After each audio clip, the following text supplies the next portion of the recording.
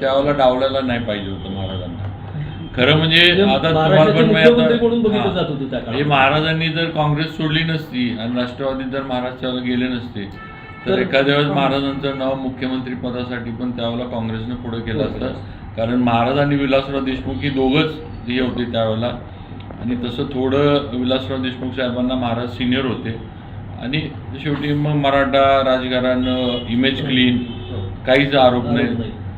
महाराजांनी तो निर्णय त्यावेळेला घेतला पवार साहेबांच्या प्रेमाखातर. पण नंतर जे काही थोडंफार जिल्ह्यात वगैरे राजकारण झालं त्यामुळं महाराजांना जे डावललं गेलं त्याची खंत तर कायम आहे.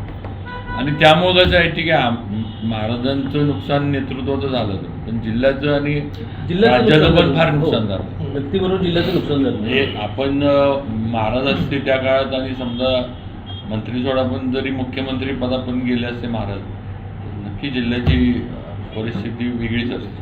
एवढं तर. लोकशाही मराठी ऐका, पहा, जागरूक रहा.